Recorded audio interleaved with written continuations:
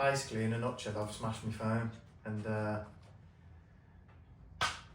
we've got two videos worth of footage on there, so now we have no footage. So basically what we've decided would be a nice little midweek video is if we did maybe a little Q&A thing, but obviously we've took the questions we've wrote out ourselves of questions that we think, you know, are going to be useful for especially people starting getting an allotment plot, which I'm not sure whether it's the same on every plot, but on our site, around about October, I'm not sure if it's the start of October or the end of October, that's where the tenancies renew, so they have a lot of new people coming around that sort of time. So you might think it's a bit of a crazy time at the end of the year when you can't really grow anything to kind of get a plot. However, it's the best time of year for prepping the ground, getting your space ready, so that when you do get round to spring, you're hitting the ground running there.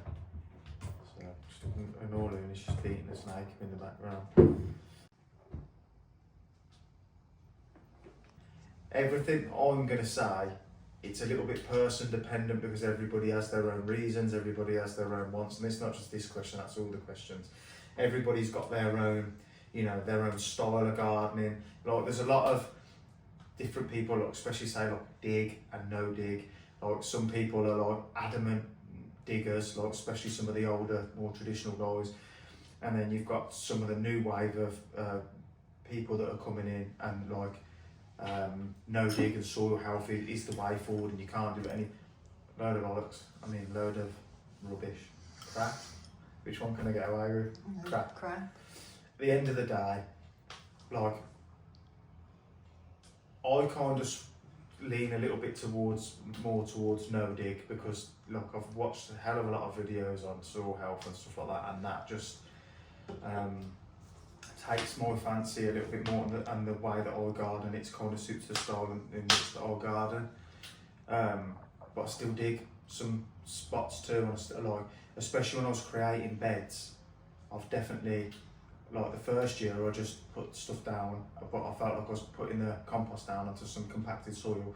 So this year was the first year, every bed pretty much, I just forked and I just basically tried to open it up a little bit. So what I'm getting at is everybody's got their different style, everybody's got a different way of doing stuff, and there isn't a way. Anybody that tells you there's a way, you just take what they say with a pinch of salt, because like I said, I take information that I've watched, especially I've watched a lot of YouTube gardening stuff, and I'll take stuff from different places and different people, and like going to different countries, and I'll go, oh, I like that, and I take that and use that. Oh, I like that, and I take that and use that. Oh, I see other stuff, and I'm like, not so, you know, keen, and I don't use that. So, you know, just make your own mind up. What I'm saying isn't gospel, is what I'm saying. Luna wants to say hi. Come on.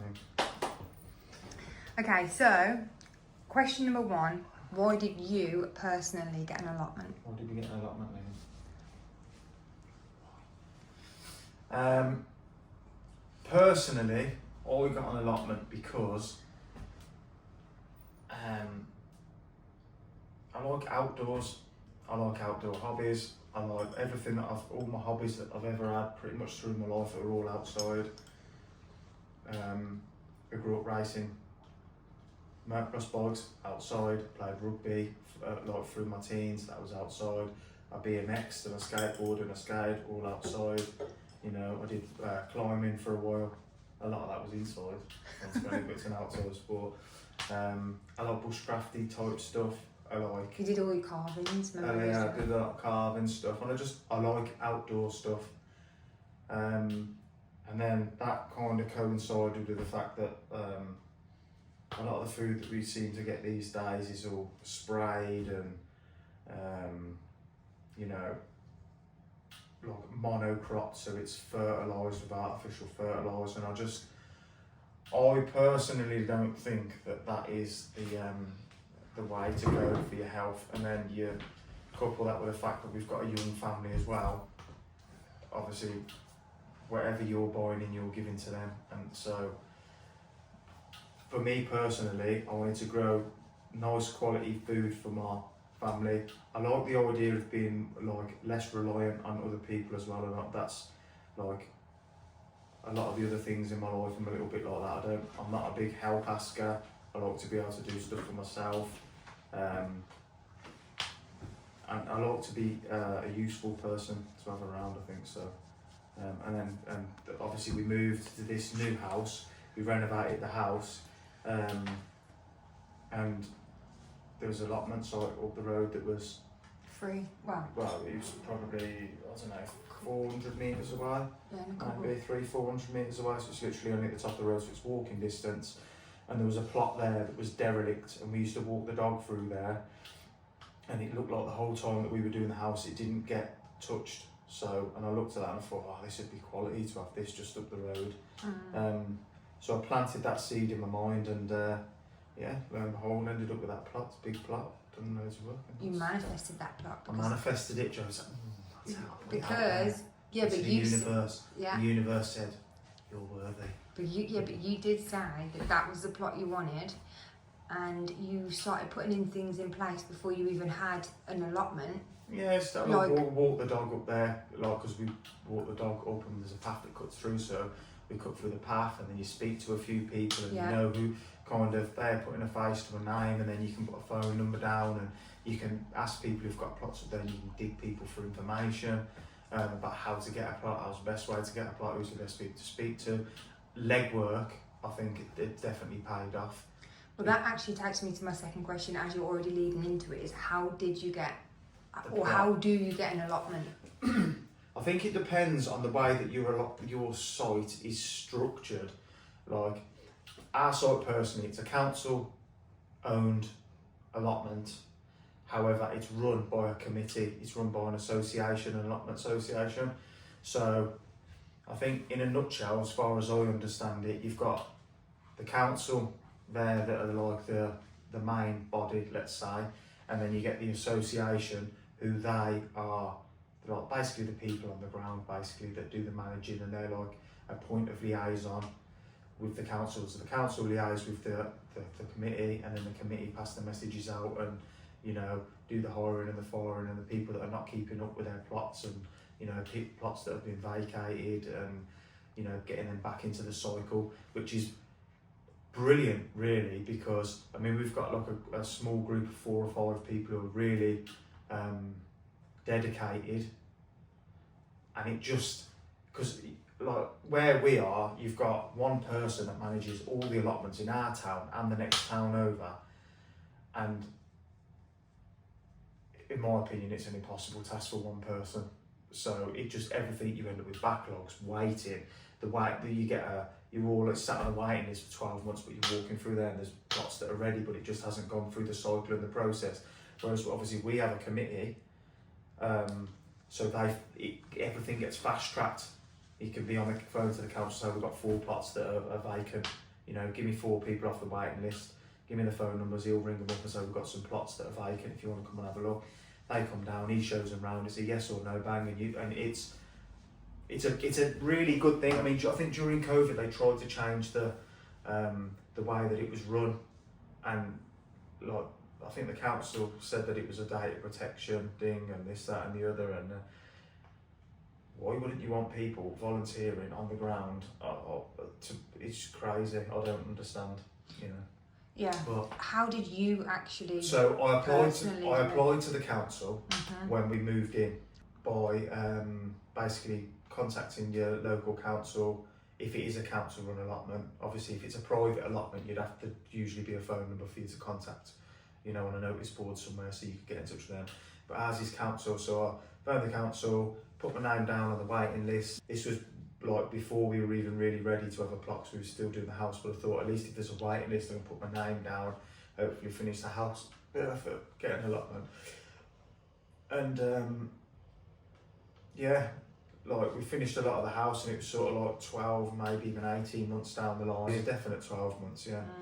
At which point, because I just thought I'm just sitting on a waiting list waiting to be contacted, I did like a little container garden up the garden and just grew some like potatoes and a few other bits. And it got to the point where I was like, you know, I'd really like to be getting stuck in. And I was talking to one of the people, like I said, when I was walking the dog, and they said that, you know, I think that the guy that had that plot hadn't been down here for a couple of years, or hadn't really done as much work as what he needed to. It was a bit much for him. So I thought, oh, this might be my chance. So I rang up the council and I sent them an email and said, look, there's a plot that's going to be vacant. I've been on the waiting list for Didn't get a reply. Right, so I ended up ringing them up and they said, oh, we can't find you on the system. You'll have to reapply. And I thought, I've been on the waiting list for like 12 months, maybe even longer than that. And like, there's a plot come available. That's the one that I wanted.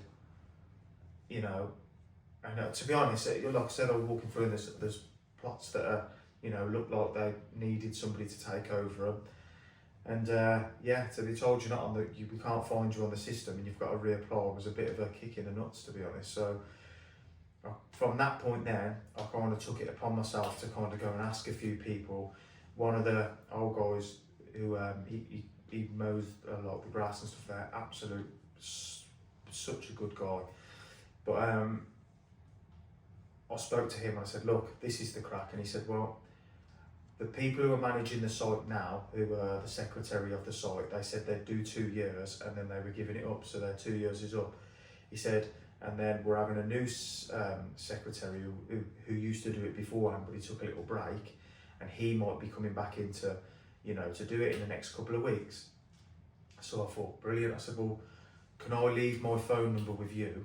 And then, you know, obviously I can, or you give me your phone number, whichever, and I can check in with you a little bit, just because the plot down there that's not been touched for ages, I'd like to have that plot.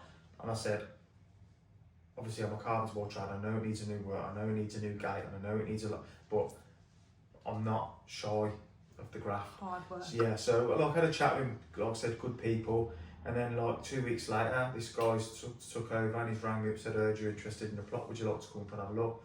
Went up there, boom, said, yeah, I'll have the plot. And then that was that. Then he took it upon himself then to, you know, speak to the council on my behalf, you know, and yeah, they obviously kept a bit of an eye on me over the first sort of 6 months to see if I was as, because they're going to have people coming up there saying all the time. Yeah, oh yeah, we'd love to do this, we'll do this, and then you never see them again. So naturally they're always a little bit dubious, I suppose, but you know, I think I'm one of their favourites. Well, I think so, because after that, like you say, after the first few months, they obviously realised just that you were serious and that you actually, well, yeah, want to make it. I'm not scared of putting yeah, effort. That's it. You do and all effort is what you need. Yeah. So yeah. Okay. So, how much does it cost to have an allotment?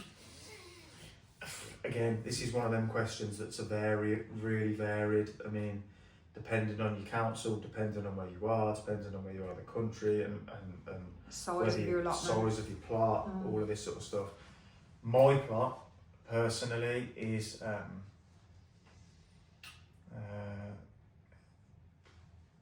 they've just increased it a little bit because it gets a small increase every year. So it's not because we have water standpipes on our site. You pay an additional water charge, but I think all in all, I think my plot for the year is about 200 quid. But your plot is. But my plot's a large one, yeah. It's more like a double plot, isn't it? Really. I'm pretty sure my plot is knocking on in £200 for the year. However, you get discount if you're OAP. There's an OAP discount, like a concession, and then there is you could have a plot that's half the size of mine, or you could have a small one that's labelled as a small plot. And I'll get Joey to put them on the screen or something, because like I said, I've just changed the prices a little bit, so I don't want to give information that's not true. So, do you need any experience to have an allotment? No. Next question. You don't need any experience. I think the thing I'd say to anybody that's serious, right, about having an allotment, and is one of them people that's like, I want to give this a good go, is it's a bit of a long term deal. Like our plot first year, we got our plot. When did we get the plot? 2023, was it? Was it? Oh yeah, the month. Yeah, it was May, the spring, wasn't it? Yeah. So like come to everything's the end all of spring, growing start summer. in.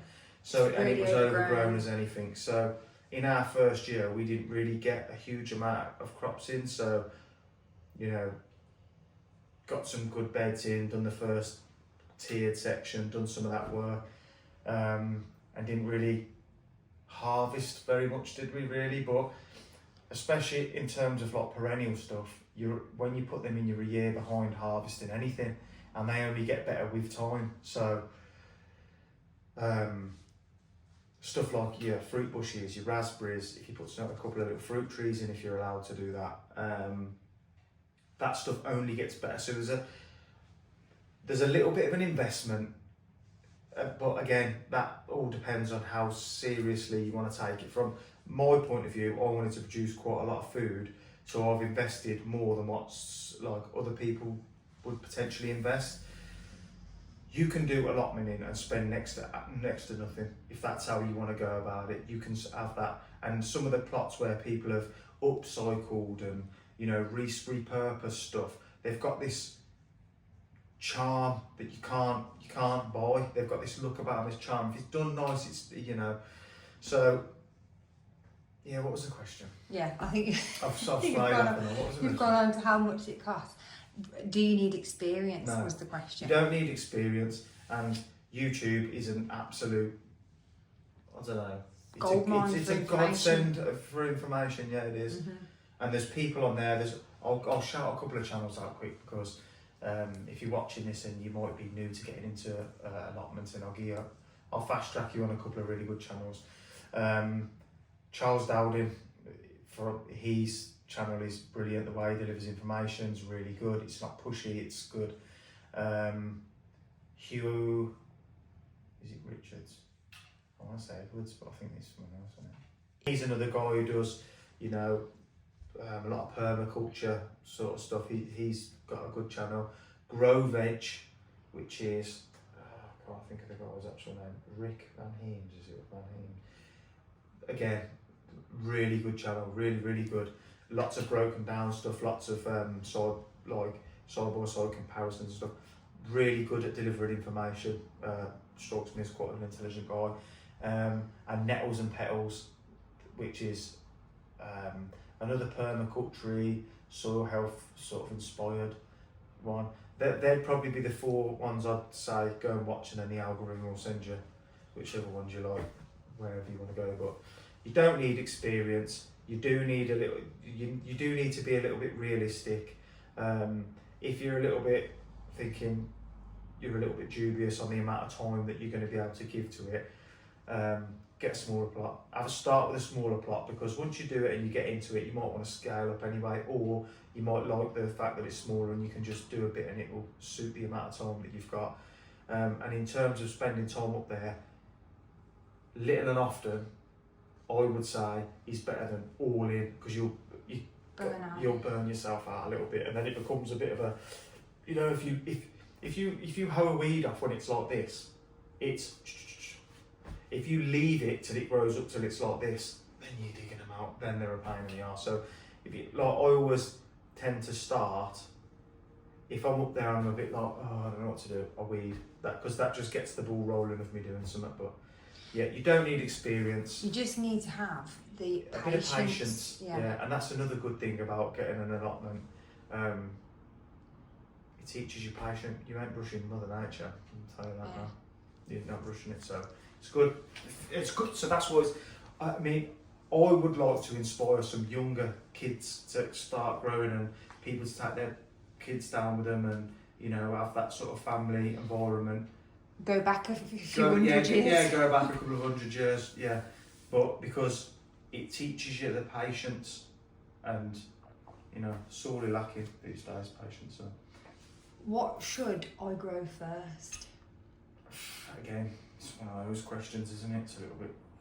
Well, give us an idea. What was the first thing that you grew in your first year? What I would say is... Yeah.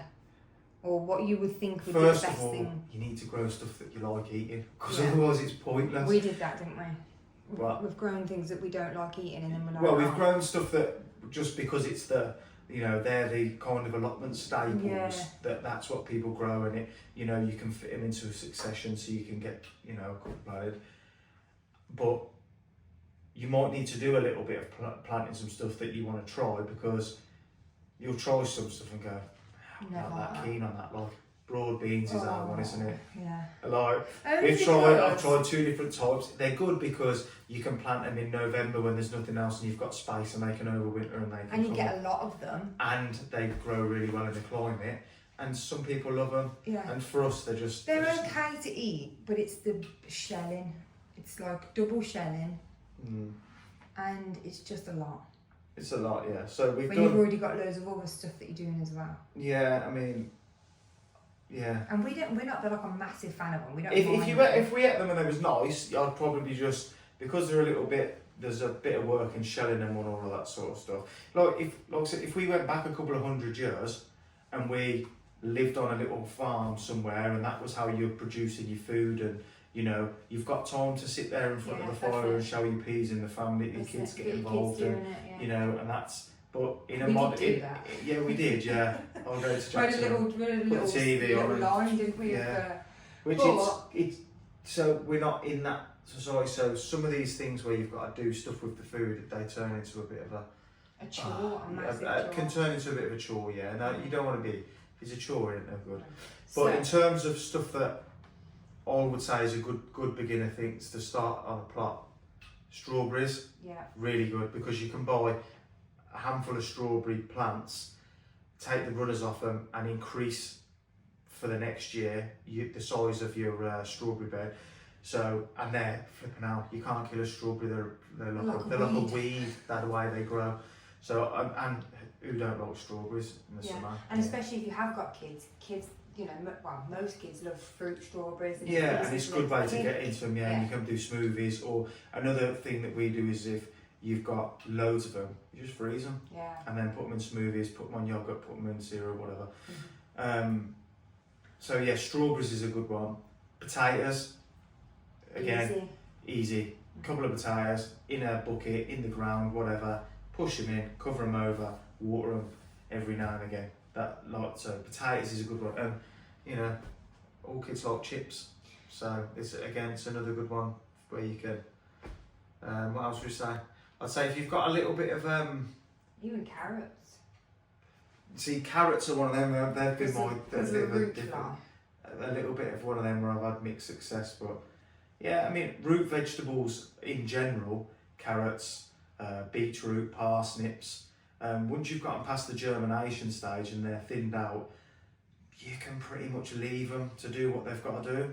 You know, so root vegetables are good as well. And plus, you can plant them quite close and you can get quite a lot of food out of a small space. So again, depending on your size. Sweet corn's a good one as well, isn't it? Sweet corn's pretty easy. Yeah. I mean, the only thing that sometimes can be a bit of a pain with sweet corn is maybe germination. But what I do is I get a little plastic takeaway tub. I dampen some kitchen roll so it's damp, and I put the seeds in there. I fold them over, I put them on top of the boiler, and then within a day or two they're starting to sprout, and then I just put them in some soil, and they're off then. Tomatoes are good. Tomatoes are an easy one, pretty much. Peas are a nice one as well, but the pigeons like to smash them in when they're a little bit small, so that's the only one thing you can watch. And a couple of fruit bushes. I was just going to say, the other thing I was going to say is fruit bushes, or even get some small fruit trees and just put them in so they start. Yeah. You're not going to get fruit off them straight away, are you? No, but they're at the same low point, maintenance. They're low maintenance. Rhubarb is an easy one as well, and you don't like a crumble. So I don't know, just your generic stuff. I think you've kind of got to do a little bit, and you've kind of got to fail a little bit to kind of go, or nah, that I didn't like that. I mean, chard was one. We grew quite a bit of chard, didn't we? And we weren't really keen. weren't that keen, but I know other people and they love chard, and you're like, you know, a lot of people say it's one of the things they couldn't do without, and that. So some herbs is always a good one as well. If you're going down the road of Mediterranean herbs, you wanna quite a dry. They don't like sitting in damp soil, so you've got to think over the winter, is this going to get sitting there all damp and big? Is it hard work? I'll take that as a yes. No, it is. No, I don't know. It totally depends on the type of person you are.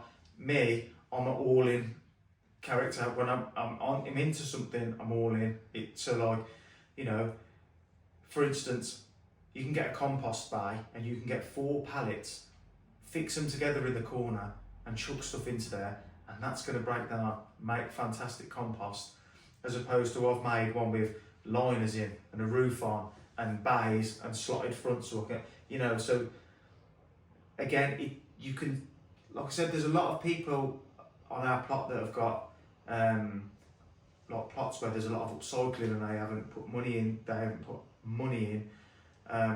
got really nice, quirky little cute plots, I think. Whereas opposed to mine's a little bit more straight line and a little bit more organised. But again, it depends what you want out of there. I want to produce quite a lot, so that organisation helps me keep on top of it. So that's why I've done, you know, that like that. So it can be graft. Yeah.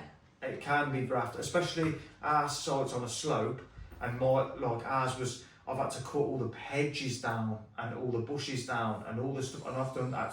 I've been up there for days just cutting stuff and then just having to burn the stuff or chip the stuff and then moving loads of stuff around. But you get out what you put in. So I think though that I was going to say was for you, obviously you are that type of person where you will literally, like when we bought the house, you stripped it back to the bare brick.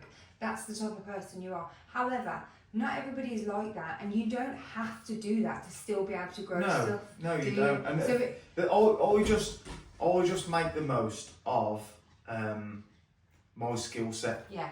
I'm a carpenter. I do a lot of building work. So, you know, stuff to me that's just kind of, I've done it hundreds of times before and it's a little bit second nature, would be like a bit intimidating for other people maybe.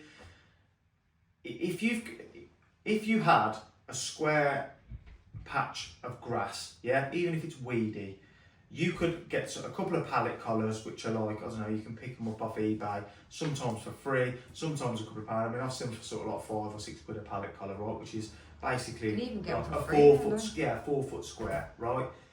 And you could drop a few of them down, you know, put some cardboard down inside, put some compost in, and you're off. Consequently, you could also get one at this sort of time of year, cover the grass with a membrane, which is going to cost you next to nothing, like, because you only need something to exclude the light and everything. And then you could peel it back up in the spring, dig that over, and then you've got a nice area where you can start planting some stuff in. So you can. It depends on your site, it depends on your plot, it depends on a few different other conditions. It's as much or as little. It's as much or a little as you want, yeah. That's it.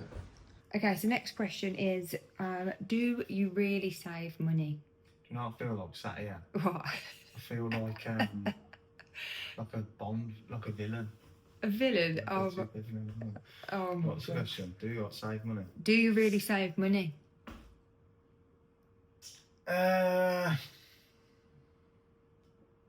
This year's been the first year out where we would have easily broke even, wouldn't we? I mean, we haven't bought any vegetables this year, have we? Barely. We've the had a lot. We've bought is a couple of things like sweet potatoes, which we haven't grown, and yeah, we've had a lot of veg and a lot of fruit this year. This has been the best year. Is this the third year? This is what I'm saying about that long-term Takes deal, a bit because of time, doesn't like, it? I mean, we've probably done half of what it cost for, I think, just in berries. Yeah, flipping heck, we had loads. You know, actually, we had the first year, was it the second year, we had loads of berries too, didn't we? I've still got them now, frozen. Yeah.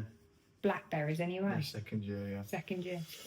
So, I don't think in the beginning you're going to save. Again, like I said at the start, like in one of the earlier questions, it's a bit of a long-term deal. So, I've invested a little bit of money. Like, I've probably invested, I don't know, 150 quid into stuff to build the compost bin, 150 quid maybe to put the gate and that back on. And obviously this isn't factoring any of my time when I'm doing any of this either. And then I've done all the tearing down, the staging.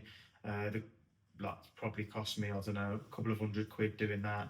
And then the greenhouse. So I've put money in, but for it to be like a long-term deal. In terms of the greenhouse, when I went up to take it with me, the compost bays, if I wanted to, I could take them with me. You know, I'm going to put a shed down there, I could take that with me. You can definitely grow enough stuff in a small area to make it free. And I say free in the sense that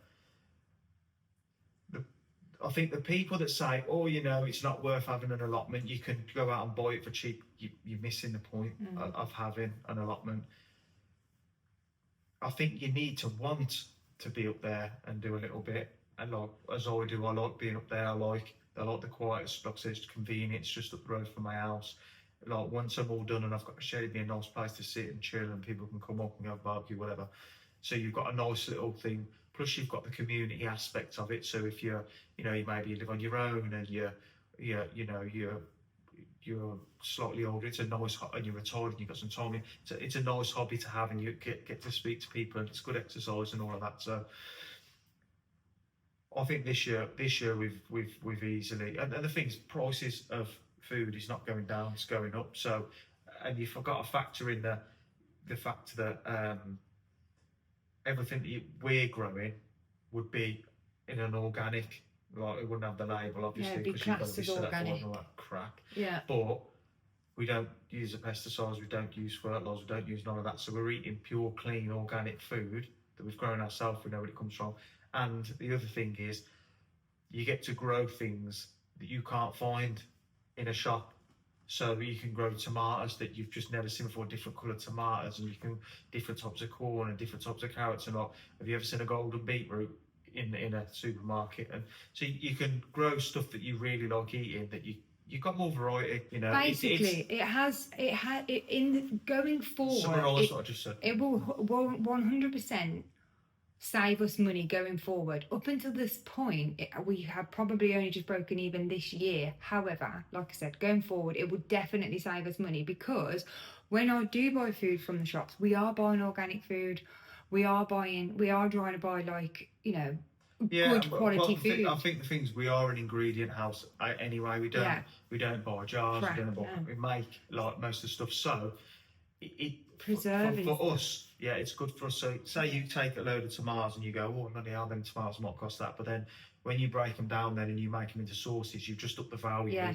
You know, so yeah, we haven't broke even because I've invested money into the space. Yeah. However, in terms of what it's cost me to plant those things, Definitely. so what we're getting back, as opposed to what the rent is and what it's cost me to plant, we're even easily breaking even. And like I said, year on year, it just gets better because all the perennial stuff just gets stronger. Last question. Do you have any beginner tips? Compost bay first. Yeah. Mm-hmm. Whether you dig, whether you no dig, whether you do whatever, like, compost is the gold. So you've got like options. Again, everything is scalable. My plot's quite big. I use quite a lot of compost, hence I've got quite a big compost bay. I do that for a job, so I can build quite a nice big one, and you know, that was a relatively easy task for me to do. However, like I said, you can get 4 pallets, fold them together in the corner, chuck your stuff in the middle, open it after 12 months, turn it over maybe a couple of times if you can be bothered, which will just help speed it up, and job's good. But compost is the key. So like I said, whether you dig or whether you don't, even if you're one of these people that digs, put your compost on, dig your compost in, and you just add in fertility. So compost is definitely a number one. What else would I say? Top tips. It's not necessarily a tip, but it's something that I'd advise. You've got to be honest with how much time that you think you're going to be able to give, because everybody's guilty of being a little bit optimistic sometimes, of the amount of time that, especially some people more than others. I'm optimistic. I'm so over optimistic. If it's a new hobby and it's something that you think, oh, you know, this is something I've been thinking about doing, or, you know, but you've got quite a busy life, get a small plot. Get a small plot, start off small. You might do it for a year or two and think, oh my God, this is the thing that's been missing in my life. I absolutely love it up here. I love the people. I love being around. And then you just scale up. You know, once you're on a site and they can see, trust me, the people that are running the sites, they want people there that are happy they're doing the work.